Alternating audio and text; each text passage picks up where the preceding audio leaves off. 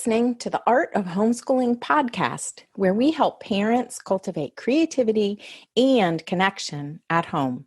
I'm your host, Jean Miller, and here on this podcast, you'll find stories and inspiration to bring you the confidence you need to make homeschooling work for your family.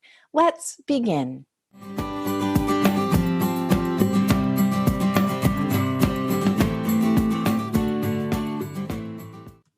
Hey there, my friend, and welcome to episode 113 here on the podcast, where we are talking all about getting still.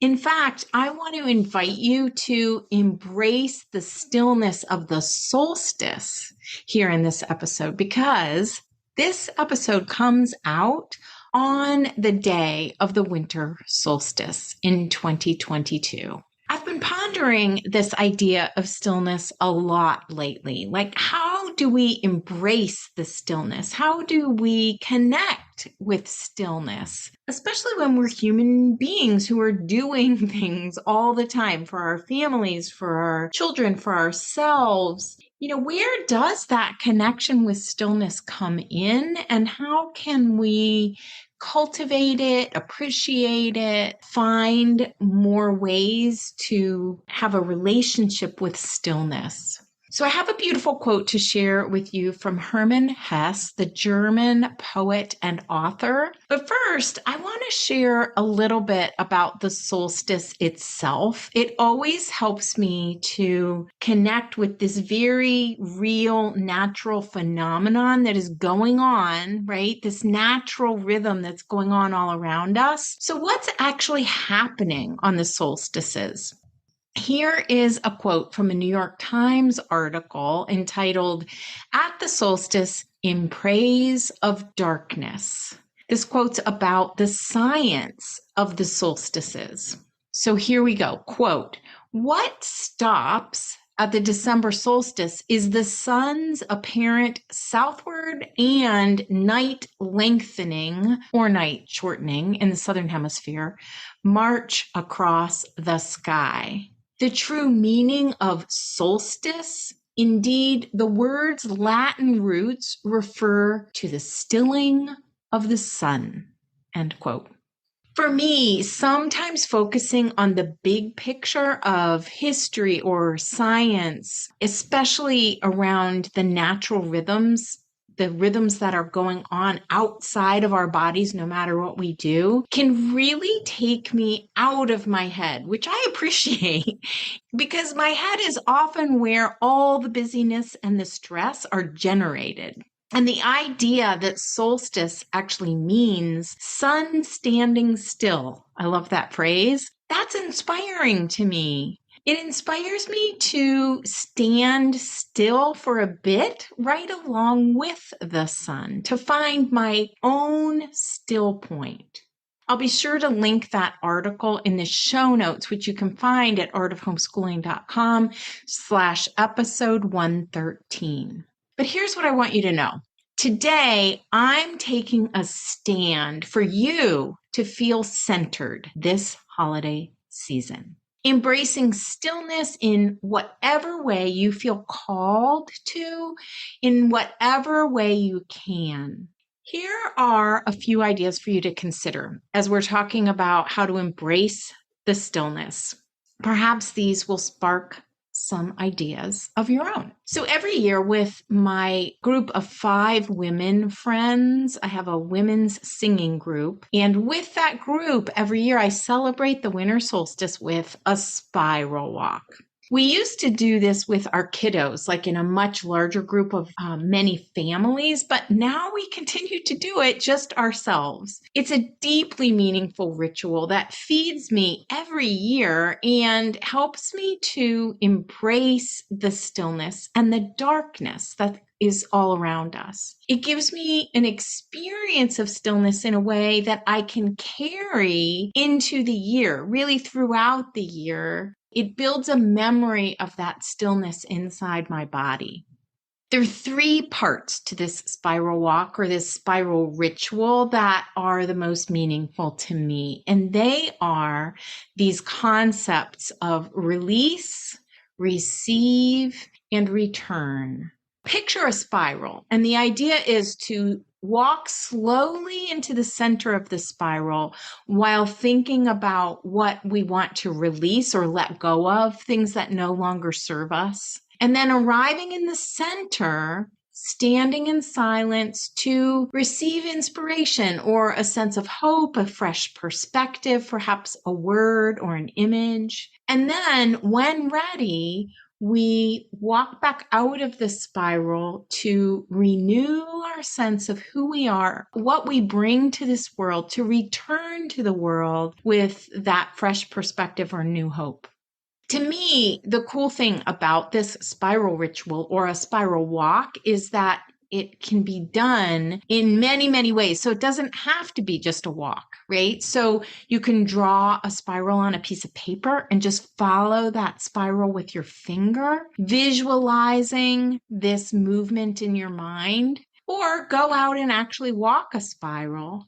Maybe this is something that you want to try to help you embrace the stillness, some sort of spiral experience for this year's solstice.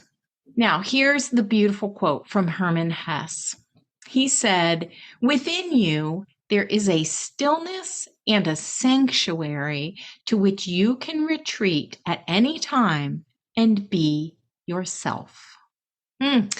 I love that connection between when we connect deep inside with that stillness, it's like a sanctuary and we can truly be ourselves. That's who we are at our core, and we can go there anytime we want to.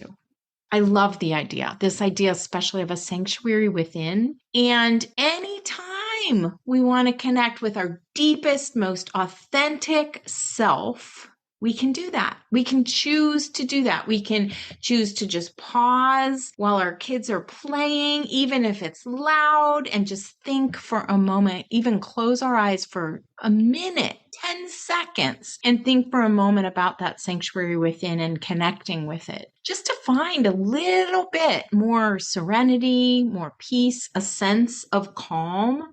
I think especially as a homeschooling parent, really any parent, but as a homeschooling mom, I know from experience that stillness can seem elusive, right? Even impossible sometimes to find. But what I came to learn throughout my years of homeschooling 3 kiddos is that we can find simple moments, short moments of stillness throughout our day, each and every day. This isn't something that takes a lot of time or even a lot of planning or effort. Just a desire to pause and reconnect with ourselves, with that deep down inside authentic self that we take with us wherever we go, to find a sanctuary within that we can retreat to any time and be ourselves, just as Hermann Hesse describes. I remember reading Hermann Hesse's book, Siddhartha, about a man's search for enlightenment. I read it in high school. And what spoke to me at the time, and still really does, is that no matter what we choose to do with our lives, we can find stillness and a sense of peace deep down inside. For years, I had this refrigerator magnet that read, "Peace. It does not mean to be in a place where there is no noise, trouble, or hard work. It means to be in the midst of those things and still have calm in your heart." I'll put a link to that magnet in case you want to get one for yourself or just see what it looks like. But every time I would walk by the fridge and read those words on the magnet, at first I'd be a little surprised, right? And I'd think, oh yeah, why do I always forget this? And then I would feel this sense of calm wash over me, knowing that no matter what was going on around me, like the boys are wrestling on the floor again, or their little sister is yelling at them to stop bugging her or stop stealing her little people that she's playing with, or 2 siblings are fighting over who got to light the candle, whatever would be going on. When I would look at that magnet, I would remember that I could still feel a sense of peace no matter what, a stillness deep down inside anytime I chose to. I think that another benefit of practicing this kind of stillness, of finding it inside, connecting with a sense of calm, whatever your kind of image of a sanctuary is, another benefit of this is that it helps us to stop living in reaction mode. We all have these unconscious reflexes, right, where we respond automatically and without a whole lot of thought. But when embracing stillness, we stop reacting automatically. Pausing to go within, getting still even for just a few moments can stop that immediate knee-jerk reaction that can wash over us so quickly. And it allows us then to choose to respond to a situation more intentionally. And as with anything, the more we practice this, the easier it becomes, or the more readily, the more natural it feels to us. So here's to embracing the stillness, however we manage to do that. I'm over here thinking of you and wishing you a happy winter or summer solstice, whatever it is, wherever you live, and a beautiful holiday season. You can find the show notes for this episode at artofhomeschooling.com/episode 113. Thanks so much for joining me today, and may you find that stillness and sanctuary within throughout this holiday season. That's all for today, my friend. But here's what I want you to remember. Rather than perfection, let's focus on connection. Thanks so much for listening, and I'll see you on the next episode of the Art of Homeschooling podcast.